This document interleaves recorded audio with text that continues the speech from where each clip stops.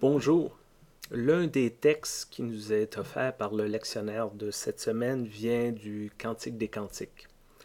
Un texte qui est, je crois, plus souvent mentionné dans la culture populaire que dans nos églises.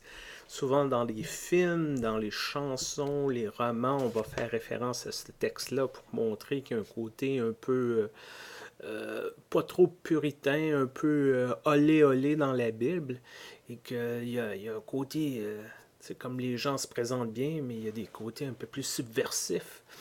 Mais ce texte-là, oh, j'ai une mouche qui me tourne autour moi aujourd'hui. Mais ce texte-là apparaît deux fois dans le lectionnaire du cycle de 3 ans. Et je connais pas beaucoup de pasteurs qui l'utilisent. Il est parfois utilisé durant des mariages, des cérémonies comme ça, mais au cours d'un dimanche, entre guillemets, normal, pratiquement jamais. Et je sais pas, ce qui a attiré mon attention, c'est peut-être le verset où ce qu'on parle. euh, le voici qui s'arrête derrière notre mur, cherchant à voir à travers la fenêtre, jetant un coup d'œil à travers le treillage.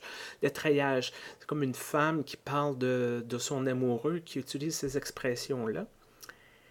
Et à quelque part, on dirait qu'il y a un côté... il y a comme une barrière entre les deux. Voyons, j'ai une mouche qui vraiment me tourne autour. Ok, ça fait bizarre. Je suis désolé. Mais il y a comme une barrière entre les deux et qui fait que les deux ne peuvent pas être ensemble.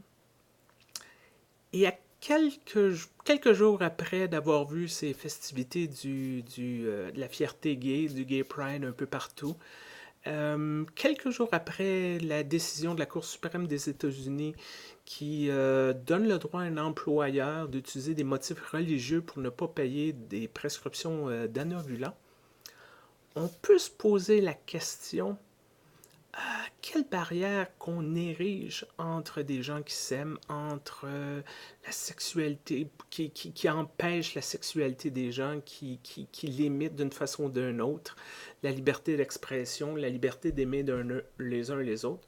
On a tendance à croire, excusez-moi, c'est vraiment bizarre cette mouche-là aujourd'hui. Elle était pas là de la journée, puis là, elle me tourne autour parce que j'enregistre.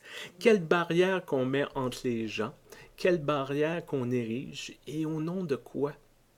Et peut-être qu'on se fait rappeler qu'il y a quelque chose de bien dans l'amour lorsqu'il est honnête, lorsqu'il est sincère, et que c'est un don de Dieu. Et ce n'est pas à nous d'ériger des barrières, c'est pas à nous à décider qu'est-ce qui est nécessairement bien, mal, acceptable, non acceptable.